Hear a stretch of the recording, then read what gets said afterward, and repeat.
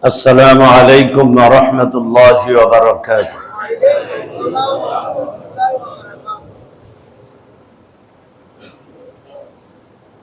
الحمد لله عدد ما خلق في السماء. الحمد لله عدد ما خلق في الأرض. الحمد لله عدد ما خلق بين السماوات والأرض. الحمد لله عدد ما خلق هو خالق.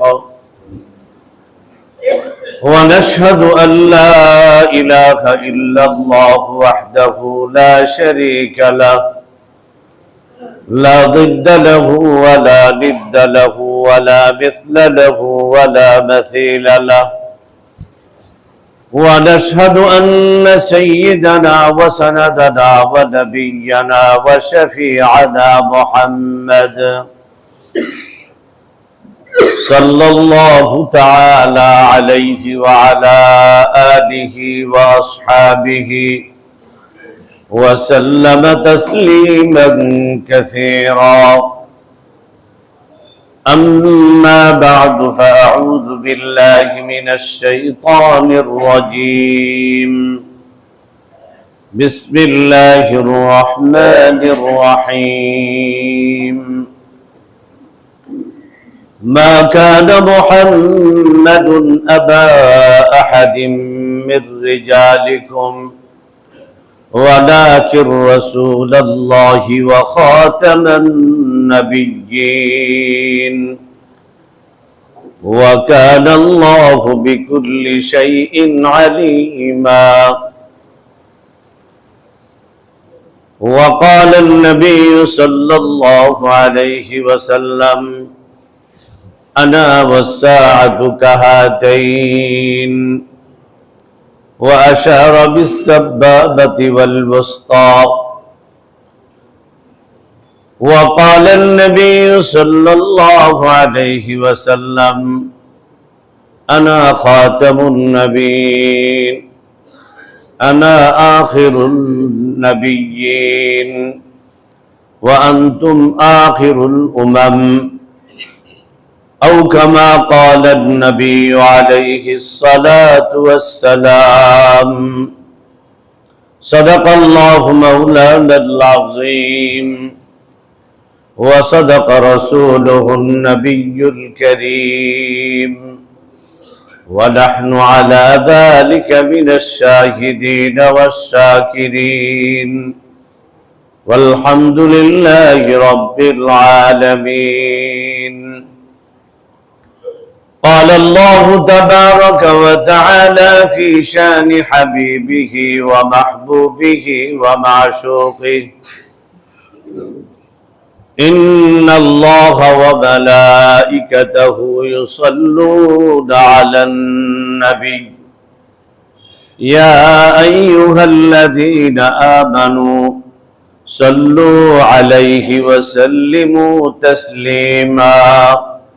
اللهم صل على محمد وعلى آل محمد كما صليت على إبراهيم وعلى آل إبراهيم إنك حميد مجيد. اللهم بارك على محمد وعلى آل محمد كما باركت على إبراهيم وعلى آل إبراهيم إنك حميد مجيد. اللهم صل على سيدنا محمد وأنزله المقعد المقرب عندك يوم القيامة. سبحانك لا علم لنا إلا ما علمتنا إنك أنت العليم الحكيم.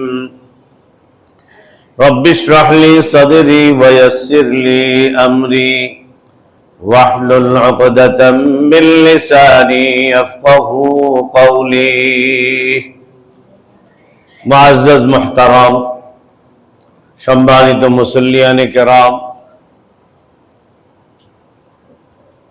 মহান রব্বুল আলামিনের অগণিত অসংখ্য শুকরিয়া আদায় করতেছি, যিনি আমাকে আপনাদেরকে দয়া করে, মায়া করে, মহব্বত করে, ইহসান করে, যাচাই করে, বাছাই করে, ঝামেলা থেকে মুক্ত করে, বিপদ আপদ থেকে হেফাজত করে, অসুখ বিসুখ থেকে রক্ষা করে, সুস্থ রেখে তার হুকুমকে আদায় করার জন্য নিজ ঘরে নিয়ে আসছেন। দিল থেকে কালিমাতুশ শুকর আদায় করি আলহামদুলিল্লাহ। যে কথাগুলো বললাম, সুস্থ রাখছেন, ভালো রাখছেন, কাজ কাম থেকে ফারেক করছেন, বিপদ আপদ থেকে হেফাজত করছেন, প্রতিটা কথা চিন্তা করার বিষয়, প্রতিটা কথাই চিন্তা করার বিষয় যে আমাকে আপনাকে আল্লাহ তাআলা অবসর করে দিয়েছেন, সুস্থ রাখছেন, ভালো রাখছেন, আসার তৌফিক দিয়েছেন, বসার তৌফিক দিয়েছেন, আল্লাহ তাআলার হুকুমকে আদায় করার জন্য অপেক্ষা করতেছি, আল্লাহর কথা শোনার তৌফিক দিয়েছেন, আল্লাহর কথা বলার তৌফিক দিয়েছেন। এগুলো আমার আর আপনার শক্তির বিনিময়ে না, বংশগত কারণে না, এটা মহজ একমাত্র শুধু আল্লাহ পাকের রহমত, আল্লাহ পাকের দয়া ছাড়া আর কিছুই না। কি বলেন, ঠিক না বেঠিক? আমার মতো আপনার মতো কত মানুষ কত রাস্তার কিনারায় হাত পেতে বসে আছে। অনেক সময় যখন চিন্তা করি যে কাউরান বাজার বিভিন্ন স্টেশনের মধ্যে আমার মতো আপনার মতো কত দেখতে শুনতে ভালো সুস্থ কিন্তু রাস্তার কিনারে শুয়ে আছে, প্রচন্ড কনকনে শীতের মধ্যেও নিজের পরনের লুঙ্গিটাকে গায়ে দিয়ে লুঙ্গির ভিতরে ঢুকে এক ছোট হয়ে সে রাত্রি যাপন করছে। কি বলেন, ঠিক না? কত বৃদ্ধ মানুষ রাস্তায় ঘুরে। আমার উত্তরা মাদ্রাসার পাশে একটা কবরস্থান আছে, কবরস্থানের দেওয়ালের পাশে একটা বৃদ্ধ লোক, 80-র উপরে তো হবেই বয়স, এই রাস্তার কিনারে তো একটা পলিথিনের উপরে শুয়ে থাকে, শীতে খুব থরথর করে কাঁপে। গত 2-3 দিন আগে, 1 সপ্তাহ আগে একটু একটু শীত পড়ছে, তো আমার বাসার জানালা থেকে দেখা যায়, জানালা দিয়ে তাকাইলে দেখা যায় লোকটা শুয়ে আছে। যখন একটু রাত গভীর হয়েছে, রাত 2টা পর্যন্ত সে হাত এরকম দিয়ে রাস্তার পাশে বসে থাকে, তখন এক সময় চোখের পানি পড়ে। এই লোকটার তো একটা জীবন আছে, এই লোকটার তো আত্মীয় স্বজন তো অবশ্যই আছে। আজকে অসহায়, যেটা হাত দিয়ে এরকম রাস্তার পাশে বসে থাকে, যখন ক্লান্ত হয়ে পড়ে ঘুমিয়ে পড়ে, না তার শীতের চিন্তা আছে না গরমের চিন্তা আছে, অসহায় অবস্থায় মানুষটা পড়ে থাকে। এই দৃশ্যটা যখন দেখি মনটা অস্থির হয়ে যায়। হাত দিয়ে রাখে, কেউ খাবার দেয়, কেউ দেয় না, দিতে খুব কমই দেখি, কারণ সবাই তো গাড়ি দিয়ে চলাফেরা করে, হাটে আর কয়জন। তো এরকম হাত দিয়ে চোখের পানি ফালায় আর এরকম চুপ করে বসে থাকে, কারোর সাথে কোনো কথা বলে না। তো আমি তাকায় রইলাম, আমার বাসার লোকও তাকায় রইল। তো আমাকে বললো এই কম্বলটা যদি একটু গায়ে দিয়ে দেওয়া যায় তো ভালো হইতো, কম্বলটা যদি গায়ে দিয়ে দেওয়া যায় তো ভালো হইতো। তো আমি আমার এক ছাত্রকে বললাম এই কম্বলটা নিয়ে ওনার গায়ে দিয়ে আসো। যখন গায়ে দিছে, প্রত্যেকদিন এরকম 2টার পরে ঘুমায়, আবার সকালবেলা রৌদ্র উঠলে উঠে যায়। ওই কম্বলটা গায়ে দেওয়ার পরে আমি ওই দিন খেয়াল রাখলাম ও প্রায় 8টা-9টা পর্যন্ত সে আরামের সাথে ঘুমাইছে। তো চোখ দিয়ে পানি ভরে গেল যে একটা শীতের মধ্যে ঠান্ডা বাতাসে সেই লোকটা ঘুমাইতেও পারে না। কত মানুষ আমরা আসা যাওয়া করি, আমরা খেয়ালও করি না, মায়াও লাগে না, একটু মায়াও লাগে না। মায়া করবে কি? যার ভিতরে যেই পরিমাণ ঈমান আছে তার প্রতি তত বেশি মায়া আসবে। এটা হলো সাহাবায়ে কেরামদের নমুনা। ঈমান খুব বেশি ছিল, এই জন্য একে অপরের জন্য ভাই হয়ে গেছে। একজনের চোখে ব্যথা হলে সবার চোখে ব্যথা হয়ে গেছে, একজনের অসুবিধা হলে সবার অসুবিধা হয়ে গেছে। আল্লাহর নবী বলেন, কারোর চোখে যদি ব্যথা হয়, যেরকম পুরা শরীরটা ব্যথা হয়ে যায়, তো এরকম একটা উম্মতের হালত হবে যে একটা মানুষের অসুবিধায় সমস্ত মানুষের জন্য অসুবিধা হয়ে যায়। একটা মানুষের পায়ে যদি কাটা বিঁধে, সমস্ত মানুষের পায়ে কাটা বিঁধলে যেরকম সবার কষ্ট হবে, সেরকম কষ্ট যেন হয়। তো বলতেছিলাম এই কথা যে আল্লাহ পাকের শুকরিয়া কি দিয়ে আদায় করব? ছেলে আছে, মেয়ে আছে, আত্মীয়স্বজন থাকতেই পারে। এই লোকটা এরকম কবরস্থানের পাশে, দেওয়ালের পাশে, সে সারাটা দিন থাকে, সারাটা রাত্র থাকে, কোনো কোনো সময় দিনের বেলা কোথায় যায়, কিন্তু মাগরিবের বিকাল হইলেই সে এখানে আসে বসে। এগুলো হইল কি আমাদের জন্য কি? ফাতাবিরু ইয়া উলিল আবসার, ও জ্ঞানীরা, তোমরা নসিহত উপদেশ গ্রহণ করো, উপদেশ গ্রহণ করো যে আসছি একা, যাবো একা, আসছি একা, যাবো একা। কারোর আমার ব্যথা কারোর গায়ে লাগে না, আমার দুঃখ কারোর দিলে লাগে না, আমার মুসিবত কারোর মুসিবত মনে হয় না, এরকম একটা পর্যায়ে চলে আসছে। আজকে বাবাকে মায়া করে না, মাকে মায়া করে না, মায়া বলতেই জিনিসটা উঠে গেছে। এই জন্য বড় চিন্তার বিষয় হয়ে গেছে। আমার আপনার জীবনের শেষ মুহূর্তটা কোন হালতে যায় বলতে পারি না। ছেলেমেয়েরা কি আদর করবে কি করবে না, পাড়া প্রতিবেশী মায়া করবে কি করবে না, আমার স্ত্রী আমাকে মহব্বত করবে কি করবে না, বড় পেরেশানির বিষয় হয়ে গেছে। এই জন্য যে আজকে নমুনা আমাদের সামনে আছে, যে কি অবস্থা দেখতেছি। বৃদ্ধ মানুষ রাস্তায় পড়ে থাকে, তার তো আত্মীয় স্বজন আছে, ছেলে মেয়ে নাও থাকতে পারে, স্ত্রী নাও থাকতে পারে, আত্মীয় স্বজন তো আছে। হয়তো সে বিবাহ শাদী করে নাই, কথা হইতে পারে, বললাম ছেলে মেয়ে নেই, স্ত্রী নেই, কিন্তু সে তো একজনের ঘরে জন্ম হয়েছে, তার তো ছেলে মেয়ে আছে, ভাই বেড়াদার আছে, আত্মীয় স্বজন আছে, কেউ জিজ্ঞাসা করার মতো নেই, কেউ তাকে দেখার মতো নেই। আর আমাদের থাকলেও বা কি হইতে পারে, পরিস্থিতি এমনও হইতে পারে, পরিস্থিতিটা এমনও হইতে পারে যে আমার সব আছে কিন্তু আমার উপকার করার ক্ষমতা নাই।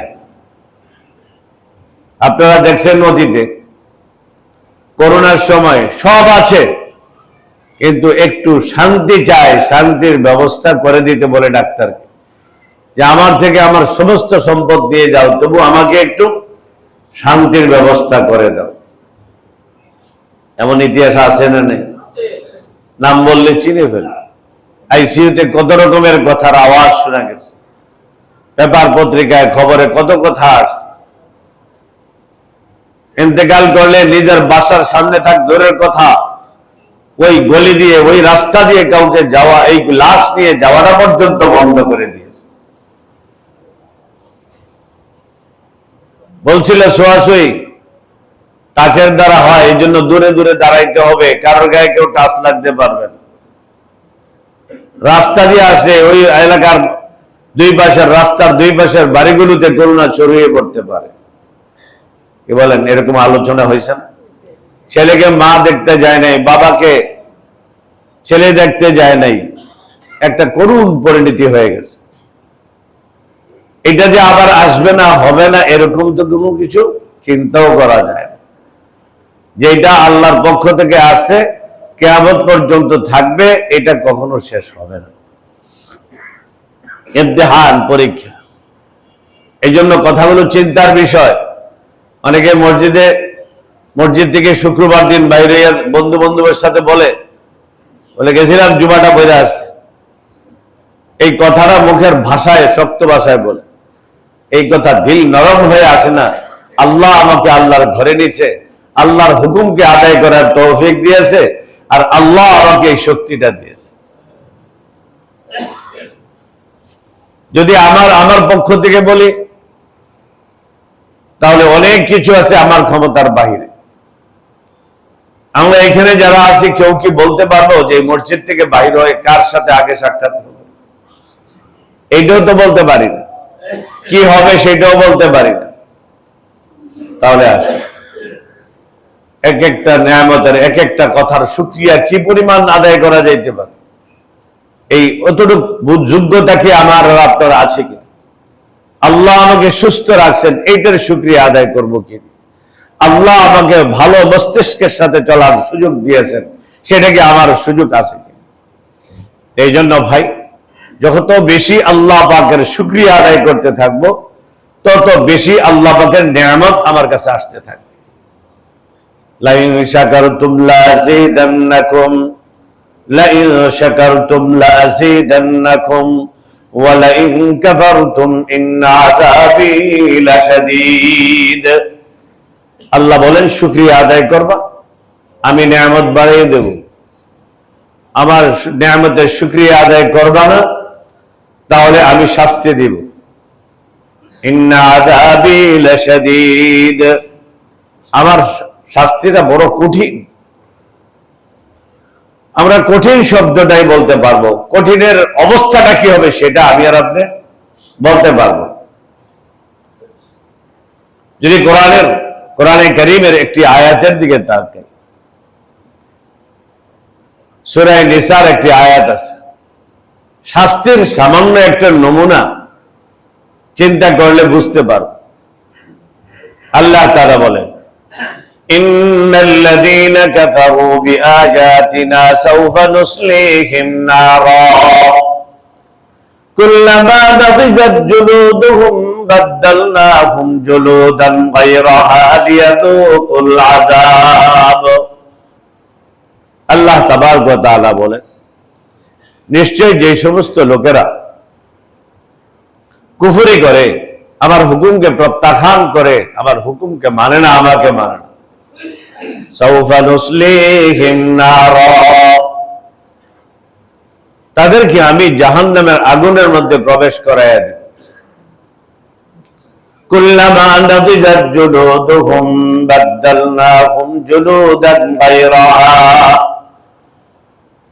চামড়াটা যখন জ্বলে যাবে আবার চামড়া হয়ে যাবে। বাদদালনাহুম জুলুদা, আর একটা চামড়া আবার তৈরি হয়ে যাবে, আবার জ্বলবে, আবার তৈরি হবে, আবার জ্বলবে, আবার তৈরি হবে।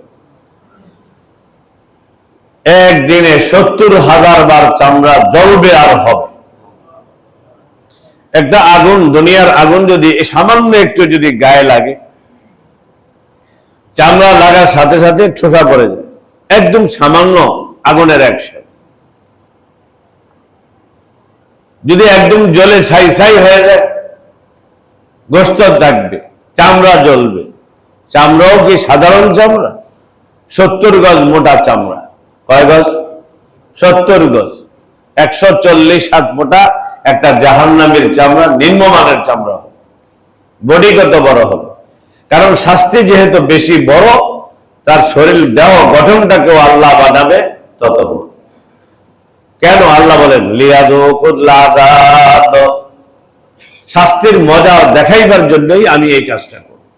শাস্তি কি পরিমাণ মজা এবার দেখো। আযাকু ফামা লিয-যালিমিনা মিন আনসার, আল্লাহ বলেন চিৎকার করতে পারবা। আযাকু, মজা দেখো, স্বাদ পাও, স্বাদ গ্রহণ করো জাহান্নামের শাস্তির মজা কি।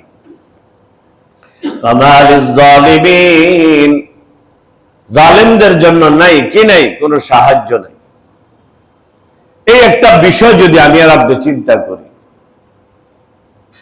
এই অল্প জীবনটার মধ্যে আমাকে একটা সঠিক রাস্তা, সঠিক দিক চলাফেরা করতেই হবে, যে রাস্তায় চললে আল্লাহ খুশি, আল্লাহ রাসূল খুশি। কে বলেন ঠিক না বেটি? এই জন্য ভাই, এই যে আশা, এটা আল্লাহ তাআলার ইহসান, আমাকে আপনাকে সুন্দর একটা জায়গায় নিয়ে যাবে, সেটা আমার জন্য আপনার জন্য বরাদ্দ করা। সেটা হলো কি জান্নাত, সেটা হলো কি জান্নাত। ওইটা দেওয়ার জন্যই আমাকে আপনাকে আজকে এই যে পরিবেশে, এই স্থানে, এই জায়গায়, পবিত্র জায়গায় আল্লাহ পাক আমাকে আপনাকে নিয়ে আসছে। তো আমাদের এইখান থেকেই চিন্তা করতে হবে আমার আল্লাহ পাকের ইহসান কত বড়, দয়া কত বড়। কোনদিন প্রশ্ন করি নাই আল্লাহকে, বুঝিও নাই, জানিও নাই, দুনিয়াতে আসবো এই কথা কল্পনাও করি নাই।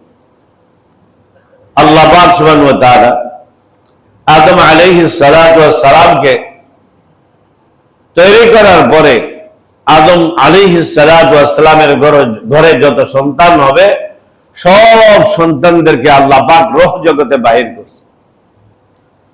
وَإِذْ أَخَذَ رَبُّكَ مِنْ بَنِي آدَمَ مِنْ ظُهُورِهِمْ ذُرِّيَّتَهُمْ وَأَشْهَدَهُمْ عَلَى أَنفُسِهِمْ أَلَسْتُ بِرَبِّكُمْ قَالُوا بَلَى شَهِدْنَا।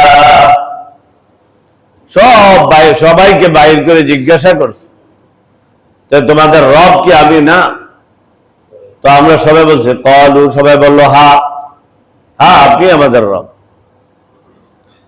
তারপরে আল্লাহ পাক দুনিয়াতে কতদিন পরে পাঠাইবেন, কতজন নবী পাঠাইবেন, কাকে পাঠানোর পরে কতজন নবী আসবে, কোন নবীর উম্মত হব, কিছুই জানতাম না। তো শেষ পর্যন্ত আল্লাহ পাক সুবহানাহু ওয়া তাআলা আমাদেরকে আখিরি নবীর উম্মত হিসেবে আল্লাহ তাআলা পাঠাইছেন। কি বলেন, ঠিক না? এটা শুকরিয়ার বিষয় কিনা? শুকরিয়ার বিষয়। আগের যত নবী আসছে সমস্ত নবীদেরকে আমরা মানতে হবে তারা আল্লাহ পাকের নবী এবং রাসূল। যাদেরকে আসমানি কিতাব দিয়েছে তারা হলেন রাসূল, যাদেরকে আল্লাহ পাক নবী বানাইছেন, বার্তা আসছেন, কিতাব আসে নাই, তাদেরকে বলা হয় নবী। নবী এবং রাসূলদের মধ্যে সবাই হক এবং সবাইকে আমরা মানতেই হবে। নবীরা নিষ্পাপ, নবীরা কি নিষ্পাপ, মাসুম। আল্লাহ পাক সুবহানাহু ওয়া তাআলা যেই নবীকে আল্লাহ পাক আল্লাহর আরশে আজিমের মধ্যে যার উপরে লেখা আছে লা ইলাহা ইল্লাল্লাহ মুহাম্মাদুর রাসূলুল্লাহ, দুনিয়া সৃষ্টিরও আগে আল্লাহ পাকের আরশের মধ্যে লেখা লা ইলাহা ইল্লাল্লাহ মুহাম্মাদুর রাসূলুল্লাহ। এই নবী কখন আসবে? সবার পরে আসবে। কোরআনের ঘোষণা, এই নবীর পরে আর কোন নবী আসবে না।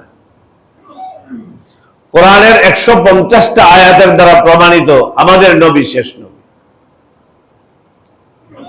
হাদিসের 152টা হাদিসের দ্বারা প্রমাণ আমাদের নবী শেষ নবী মুহাম্মদুর রাসূলুল্লাহ সাল্লাল্লাহু আলাইহি ওয়াসাল্লাম। শেষ নবী বলেন, খাতামুন নবিয়্যিন বলেন, একটা জিহাদের সওয়াব পাইবেন। যদি নবীর নাম শুনলে বলার সময় যদি বলেন খাতামুন নবিয়্যিন মুহাম্মদুর রাসূলুল্লাহ সাল্লাল্লাহু আলাইহি ওয়াসাল্লাম, এই কথাটা বললেই একটা জিহাদের সওয়াব পাইবেন। কিভাবে?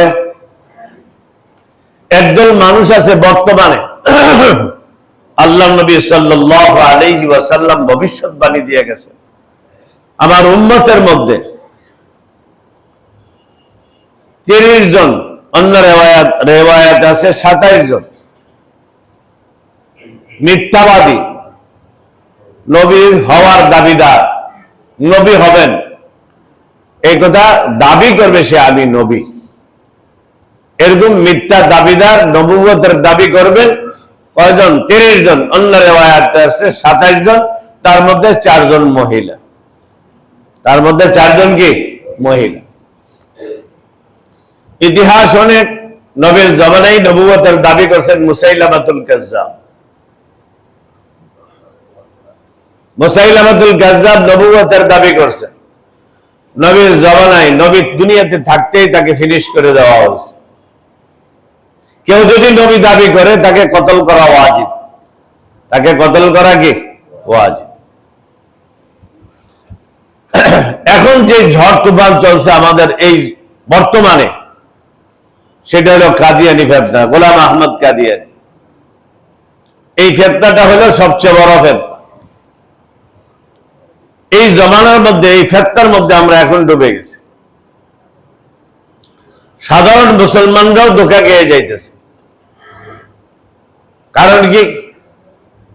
তো এত ভালো কথা বলে, নামাজের কথা বলে, রোজার কথা বলে, সব কথা বলে, সে কে তার পরিচয়টাও আমরা জানি না। এই জন্য আল্লাহ তাআলা সুবহানাহু ওয়া তাআলা আমাদেরকে যে এই বর্তমান সময়ের মধ্যে পাঠাইছেন, এখন আমাদেরকে কি পরিমাণ মুজাহাদা আর কষ্ট করতে হবে, এটা রাসূলুল্লাহ সাল্লাল্লাহু আলাইহি ওয়াসাল্লাম আগেই আমাদেরকে ভবিষ্যৎবাণী দিয়ে গেছেন। সাহাবায়ে কেরাম রাদিয়াল্লাহু আনহুম আজমাইনদেরকে সম্বোধন করে বলেন, এই সাহাবায়ে কেরাম, তোমরা এখন আমাকে দেখছো, তোমরা যদি 10 ভাগের 10 ভাগ আমল করো তাহলে তোমরা জান্নাতে যাইতে পারবা। আমার উম্মতের এমন একটা সময় আসবে, চতুর্দিকে ফিতনা আর ফিতনা, গুনাহ আর গুনাহ।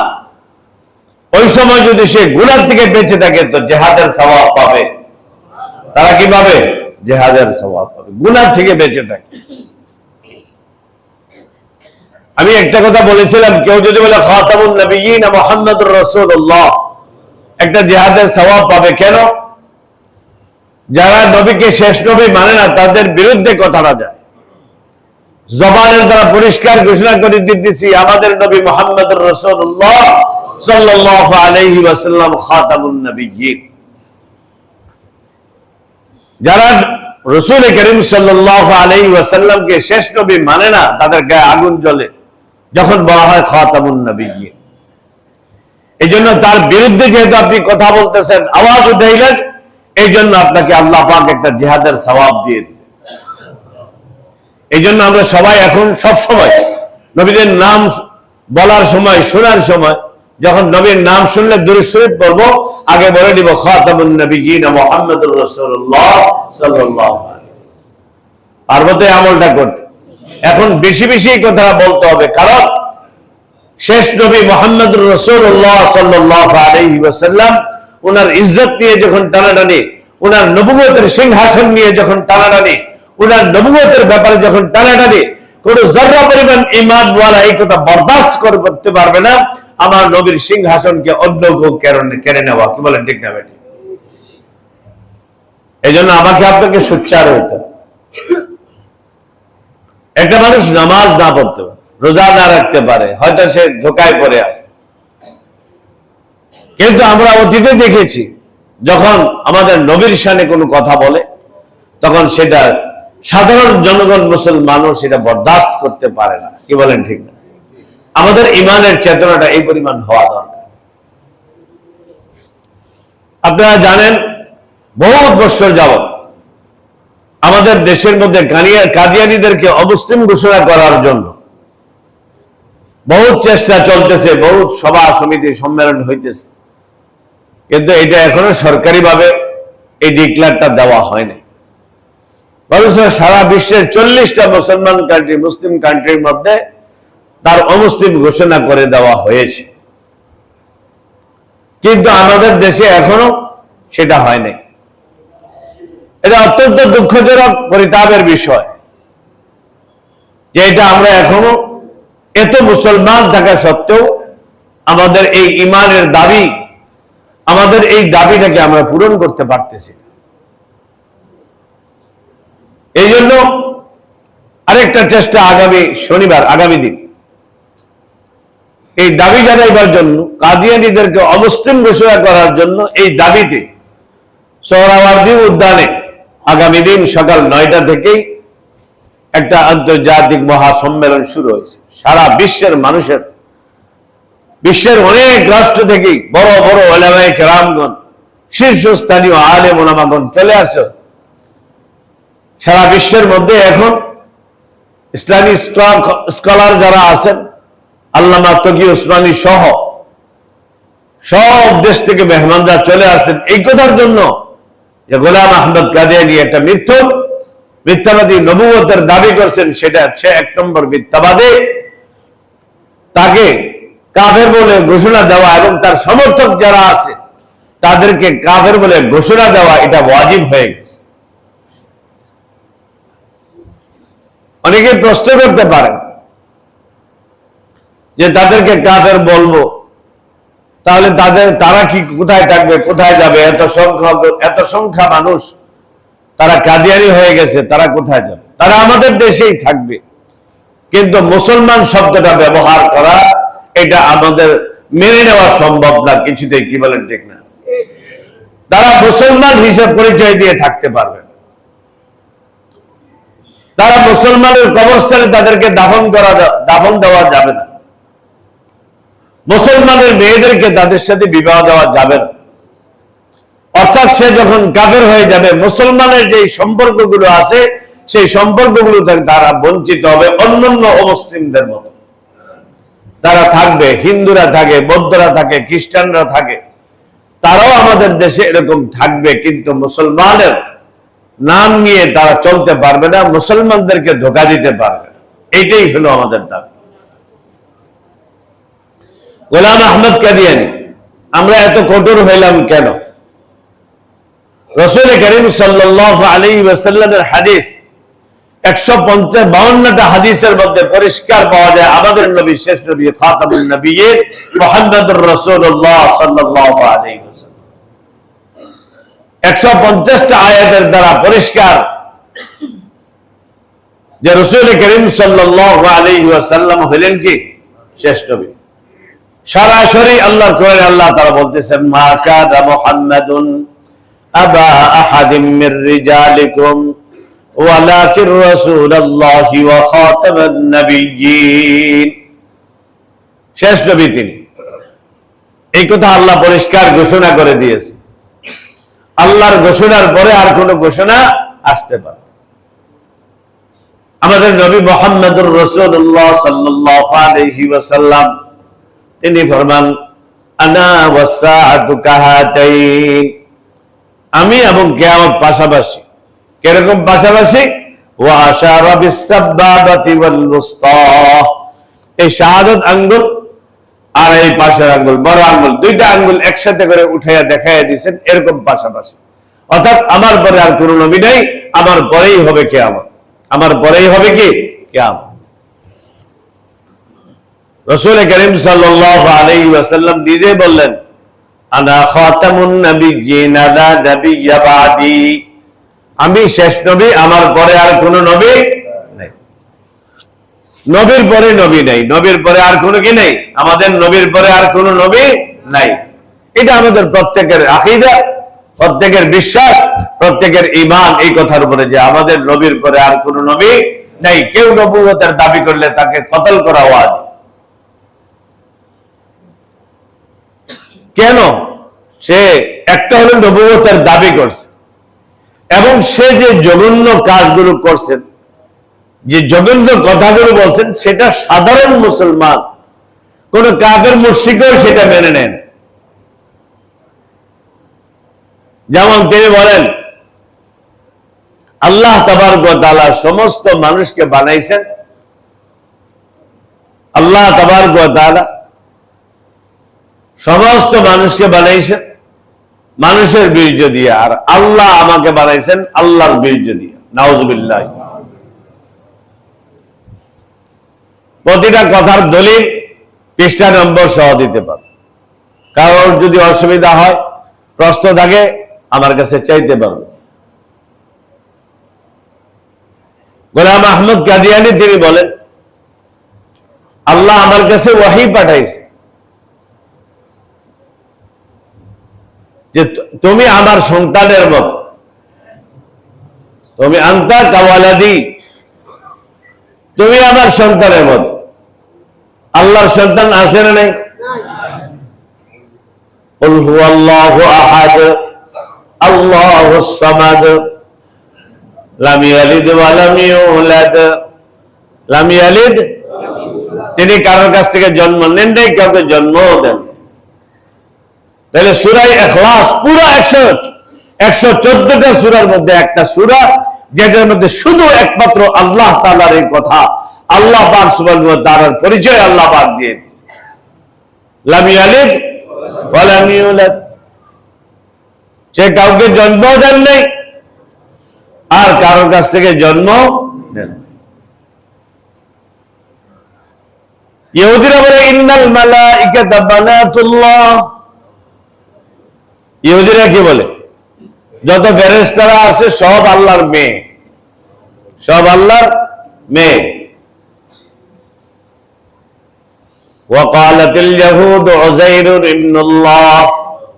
ইহুদিরা বলে উযাইর আলাইহিস সালাম আল্লাহর ছেলে। ওয়াকালাতিন নাসারাল মাসীহ ইবনুল্লাহ। আর খ্রিস্টানরা বলে ঈসা আলাইহিস সালাম আল্লাহ তাআলার ছেলে। এগুলা কেউ আমরা মানছি পর্যন্ত? যতদিন হায়াত আছে ততদিন মানতেও পারব। তো সূরা ইখলাস এমন একটা সূরা, শুধু পিওর একমাত্র আল্লাহর পরিচয়টা আল্লাহ পাক দিয়ে দিয়েছে, যে আল্লাহ কাউকে জন্ম দেন নাই। গোলাম আহমদ কাদিয়ানী তিনি বলেন যে আমার কাছে আল্লাহ ওহী পাঠাইছে, আমাকে বলে তুমি আমার ছেলের মতো, তোমাকে আমার বীর্য দিয়ে বানাইছে, এই সমস্ত কথাগুলো বলে। আল্লাহ পাক চোরের মতো, আল্লাহর স্বভাব চোরের মতো।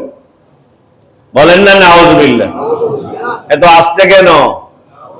আল্লাহর সামনে কথা বললে, আল্লাহর সাথে বেয়াদবি করলে, এটা যদি মনে করেন সুবহানাল্লাহ বা নাউজুবিল্লাহর মধ্যে যদি আল্লাহর প্রশংসা করলে আলহামদুলিল্লাহ বা সুবহানাল্লাহর জায়গায় সুবহানাল্লাহ, আল্লাহর নাফরমানি করলে, আল্লাহর বিরুদ্ধে কথা বললে নাউজুবিল্লাহ, এগুলার মধ্যে যদি আস্তে কথা বলি তাহলে বোঝা গেল আমি অত্যন্ত কমজোর। যদি কেউ বলে আল্লাহর স্বভাব চোরের মতো, আরো জোরে বলেন কেন বললো? চোররা যেরকম লুকিয়ে লুকিয়ে চুরি করে, আল্লাহ বলে বলছেন আমিও চোরের মধ্যে লুকিয়ে লুকিয়ে তোমার পাশে থাকি। আল্লাহ কি বলেন? আসিররু কাওলাকুম আও ইজহারু বিহি ইন্নাহু আলিমুম বিযাতিস সুদূর। তুমি জোরে বলো, আস্তে বলো, সব আমি শুনি, আমি জানি।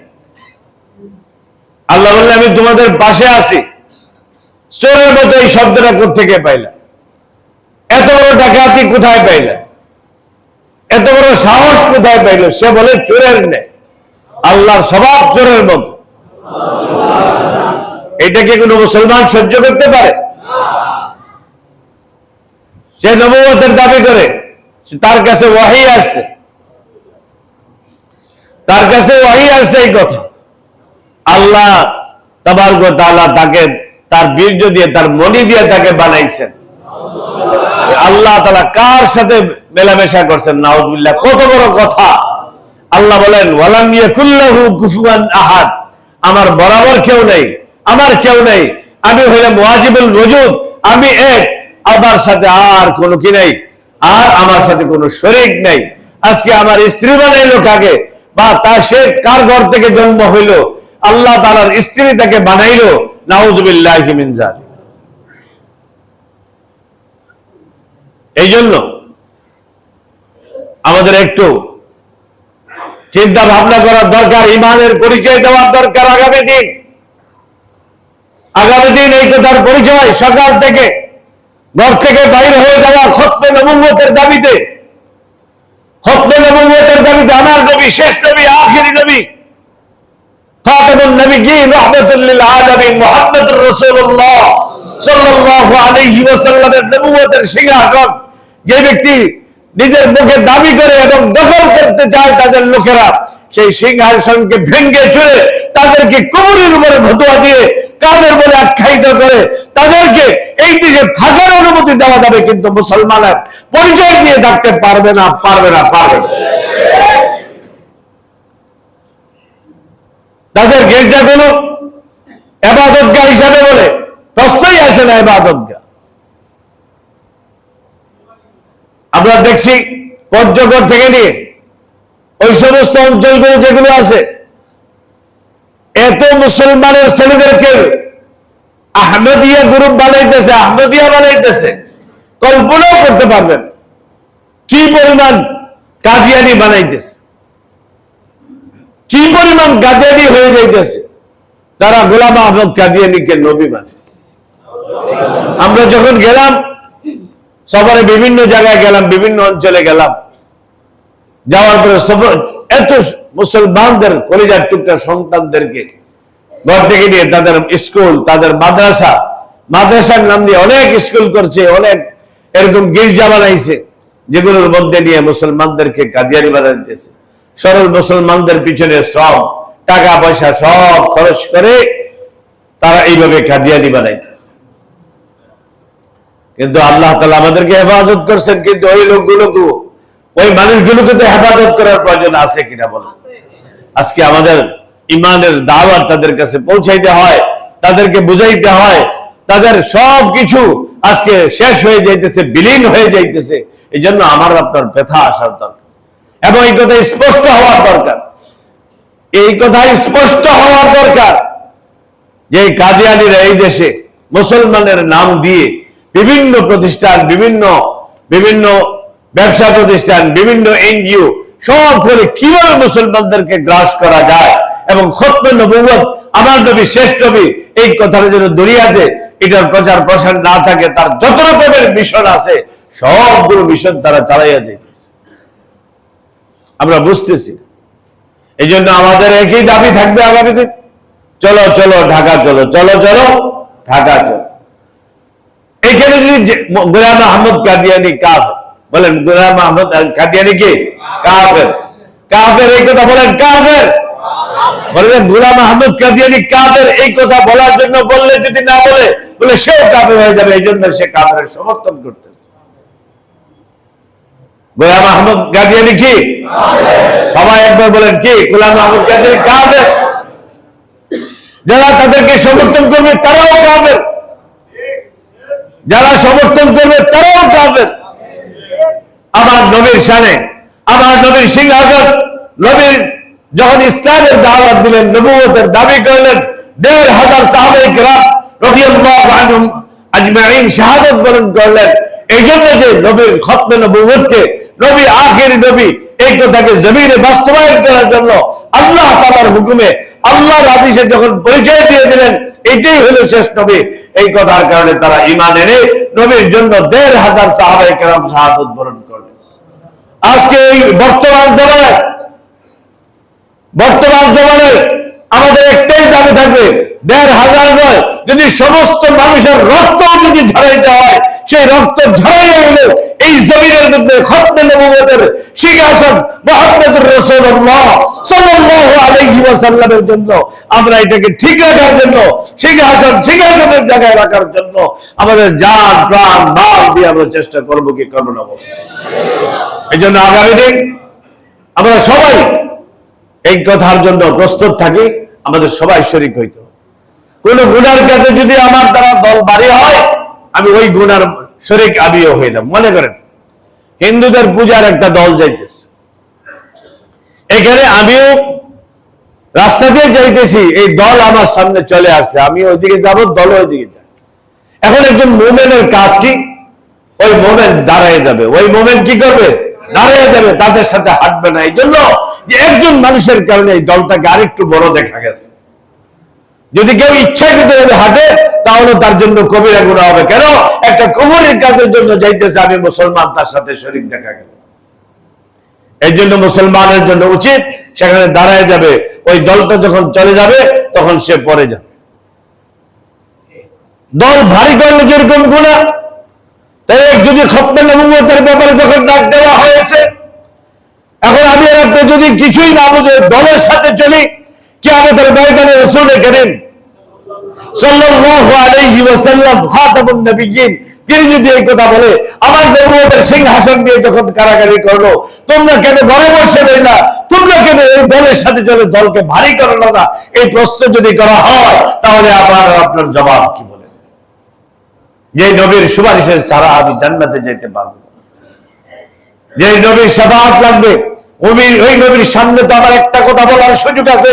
ও নবী, দয়াল নবী, রাহমাতুল লিল আলামিন, খাতামুন নবিয়্যিন, আপনার এই খতমে নবুয়তের ব্যাপারে আমি কিছুই বুঝি নাই, কিন্তু যখন দেখলাম আপনার খতমে নবুয়তের সিংহাসন কেড়ে নিয়ে যাইতেছে, তখন যারা তার বিরুদ্ধে জিহাদ করছে তাদের দলে আমিও শরীক ছিলাম। ইয়া রাসূলুল্লাহ, আমার জন্য শাফাআতের ফয়সালা করেন। কি বলেন, ঠিক না বেঠিক? এই প্রমাণ দেখাইতে পারবো কি পারবো না? এই জন্য ভাই আজকে আমি কোনো রাজনৈতিক আলোচনা করলাম না, যেটা আমার আলোচনা ফরজ হয়ে গেছে এই জন্য যে আমার নবীর যে খাতামুন নবিয়্যিন, শেষ নবী, এই শেষ নবী এই কথাটাকে দুনিয়া থেকে দুলিশ্বাত করার জন্য যে দল বা যে গোষ্ঠী খুব জোরে সোরে লাগছে, তাদের বিরুদ্ধে জিহাদ ঘোষণা করা, তাদের বিরুদ্ধে প্রতিবাদে দাঁড়ানো, সেটা আবার আপনার জন্য ফরজ হয়ে গেছে। এই জন্য বাংলাদেশ নয়, সারা বিশ্বের বুজুর্গানের দিন এই 15ই নভেম্বর আগামী দিন শনিবার সকাল 9টা থেকে এই তাহাফুজে খতমে নবুয়ত, নবুয়তের সিংহাসনকে হেফাজত করার জন্য সবাই দলে বলে দল মত নির্বিশেষে সবাই সরোয়ার্দী উদ্যানের দিকে যাওয়া। কমাস কম আমার যাওয়ার দ্বারা যদি দলটা বড় হয়, ভারী হয়, কিয়ামতের দিন আল্লাহ পাক আমাকে আপনাকে নাজাত দেওয়ার জন্য একটাই রাস্তা পাওয়া যাবে, যেটা আমার জন্য যথেষ্ট হবে, যেন রাসূল করিম সাল্লাল্লাহু আলাইহি ওয়াসাল্লাম আমাদের শেষ নবী এইটা প্রমাণ করে আমরা যেন আমাদের যে নিয়ত, আমাদের যে ইরাদা, আমাদের যে দাবি, সেটা যেন বাস্তবায়ন হয়। এইটার জন্য দোয়া করতে করতে সামনের দিকে এগিয়ে যাওয়া, এটা আমাদের প্রত্যেকের জন্য ইমানি দায়িত্ব। কি বলেন, ঠিক না? এই আন্দোলন ইমান এবং কুফরের আন্দোলন। একজন কাফের সে নবুয়তের দাবি করছে, সেই কুফরের বিরুদ্ধে আমাদের জিহাদ, আমাদের লড়াই, আমাদের চেতনা, আমাদের সবকিছু। এই জন্য আমাদের যদি জান দিতে হয়, প্রয়োজনে হয়তো কালকে মিছিল মিটিং হবে, কালকে আমরা সবাই যাব, হইতে পারে এইটার জন্য জিহাদ করতে হবে। এই জন্য নবুয়তের সিংহাসনকে সঠিক জায়গায় রাখার জন্য, আখির নবীর সিংহাসনকে জায়গায় রাখার জন্য, তিনি শেষ নবী, তিনি আমাদের নবী, এই কথার দাবি জমিনের মধ্যে বাস্তবায়ন করার জন্য যদি জিহাদের জন্য ডাক দেওয়া হয়, আমরা কারা কারা প্রস্তুত আছি একটু হাত তুলে দেখায় দেয়। নারে তাকবীর, নারে তাকবীর। চলো চলো কাদিয়ানি, কাদিয়ানিরা যারা না বলবে তারাও কি, যারা সমর্থন করবে তারাও কি। আল্লাহ পাক আমাদেরকে বুঝার তৌফিক দান করুন। আমা আলাইনা ইল্লাল বালাগ ওয়া আখিরু দাওয়ানা আলহামদুলিল্লাহি রাব্বিল আলামিন।